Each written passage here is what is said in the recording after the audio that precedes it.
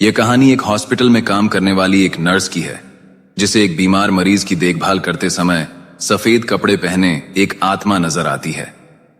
यह कहानी नर्स और मरीज के बीच में होने वाले निस्वार्थ सेवा को भी दर्शाती है, पर एक डरावने तरीके में। यह बात आज से 10 साल पुरानी है, जब मैं एक ऐसे अस्पताल में नर्स की नौकरी करती थी जहां बूढ़े और लाचार लोग अपने आखिरी दिनों का इंतजार कर रहे होते थे। ज्यादातर मरीज बिस्तर पर ही पड़े रहते थे, धीरे धीरे अपनी मृत्यु की ओर बढ़ते हुए, जैसे नींद और बेहोशी के बीच कहीं अटके हों। मैं उस रात की ड्यूटी पर थी, अपनी सबसे प्यारी सहकर्मी दोस्त के साथ।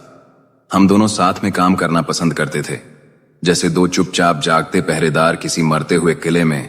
सोचिए, पूरे अस्पताल में 120 मरीज और सिर्फ हम दो स्वस्थ इंसान। हाँ, उनमें से कुछ अब भी अपने काम खुद कर सकते थे, लेकिन फिर भी वो इमारत, वो रात, कुछ तो अजीब था। रात के 3 बजे से सुबह 5:30 के बीच हमारा सबसे अहम चक्कर होता था। डायपर बदलना, दवाइयां देना, पानी पिलाना। उस रात 2 वार्ड बचे थे। हम दूसरे वार्ड में घुसे ही थे कि एक अजीब सी आवाज सुनाई दी। एक औरत की आवाज, तेज और साफ, लेकिन उसमें कुछ रुकावट थी, जैसे पुरानी रेडियो फ्रीक्वेंसी हो। मगर जो बोला जा रहा था वो समझ नहीं आ रहा था। मैंने अपनी साथी से कहा, सुनो जरा, कुछ गड़बड़ लग रही है। उसने कान लगाया और बोली, अजीब है, लगता है जैसे किसी ने टीवी या रेडियो ऑन कर दिया हो। मैंने धीमे से कहा, पर स्टेफनी, यहां कौन ऑन करेगा?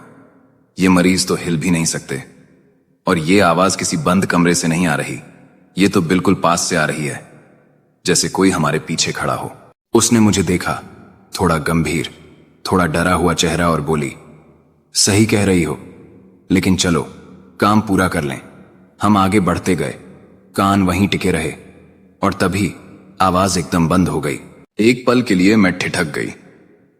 मन में ख्याल आया, शायद मैं थक चुकी हूं, शायद ये सब बस मेरे दिमाग का खेल है। सबसे अच्छे गेम कंसोल।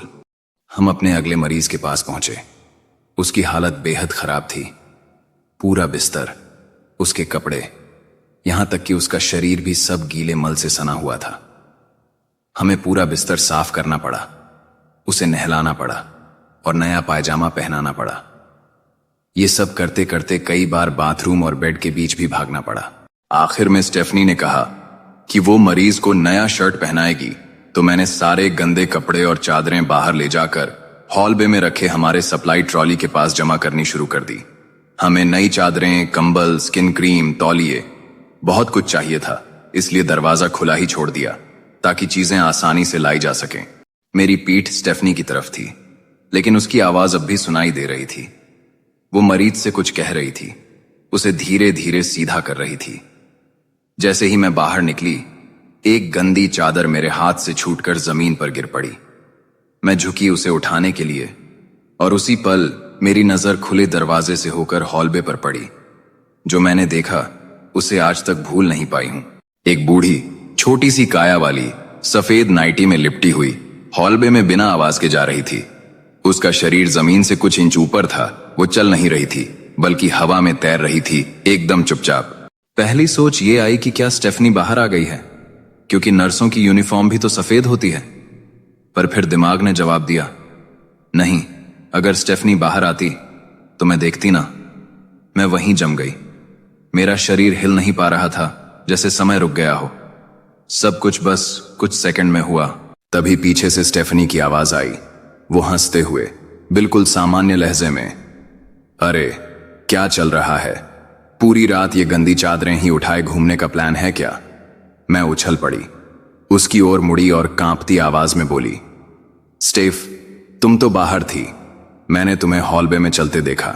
उसने भौहें चढ़ाई और बोली, नहीं रे, मैं तो मरीज को तैयार कर रही थी, याद है? तुझे क्या हो गया है? तेरा चेहरा तो बिल्कुल सफेद हो गया है। सब ठीक है ना? मितली तो नहीं आ रही? मेरे हाथ से सब कुछ छूट गया, चादरें, कपड़े, सब, और मैं पागलों की तरह भागती हुई हॉलवे में निकल गई। वो औरत, उसका साया अब भी वहां था, दीवार की ओर बढ़ता हुआ, और फिर एक पल में वो दीवार के आर पार चली गई, जैसे कभी थी ही नहीं। स्टेफनी पीछे पीछे दौड़कर आई। उसने मुझे वहीं खड़ा पाया। मैं कांपती हुई, पूरे शरीर पर रोंगटे खड़े हुए, जैसे किसी बर्फीली हवाओं वाले कमरे में खड़ी हूं। बाहर गर्मियों की तपिश थी, लेकिन उस हॉलवे में कसम से ऐसा लग रहा था जैसे कोई फ्रीज खोलकर खड़ा हो।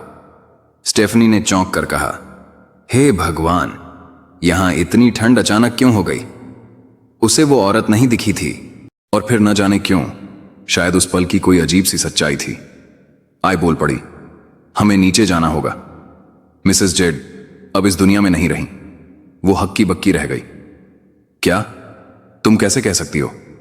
अभी थोड़ी देर पहले ही तो देखा था, वो सो रही थी। मैंने उसकी आंखों में देखते हुए कहा, स्टेफ, मैंने उनकी आत्मा को देखा है। वो अभी अभी इस हॉलवे से गुजरी है। स्टेफनी अब भी उलझन में मेरे साथ नीचे चल पड़ी। जब हम मिसेस जेड के कमरे में पहुंचे, वहां अजीब सी शांति थी, शांतिपूर्ण, और वो सचमुच जा चुकी थीं।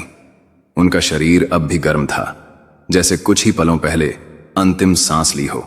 हमने तुरंत मेडिकल स्टाफ को बुलाया ताकि उनकी मृत्यु की पुष्टि की जा सके। शिफ्ट खत्म होते होते हमने उन्हें अच्छे से धोया और एक सुंदर सी ड्रेस पहनाई। मैं पूरी प्रक्रिया के दौरान एक शब्द नहीं बोली, लेकिन स्टेफनी, वो चुप नहीं बैठी। बार बार मुझसे सवाल पूछती रही, जैसे उसे किसी भी तरह समझना था कि ये सब हुआ कैसे। घर पहुंचते ही मैं अपने बिस्तर पर लेट गई।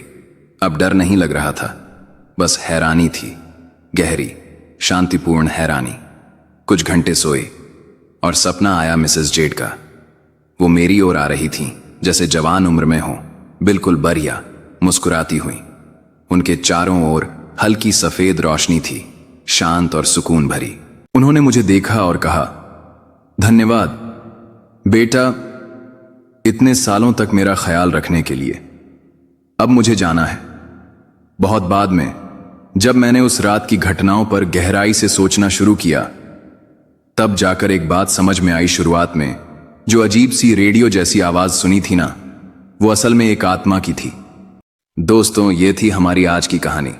कहानी आपको कैसी लगी कमेंट बॉक्स में कमेंट करके जरूर बताना। फिलहाल चलता हूं, बस आप अपना और अपने परिवार का ख्याल रखें। और अगर अभी तक भी चैनल को सब्सक्राइब नहीं किया है तो कृपया करके चैनल को सब्सक्राइब कर लीजिए। आपका यह छोटा सा सहयोग हमें आपके लिए ऐसी ही कहानियां लाने के लिए प्रोत्साहित करता है।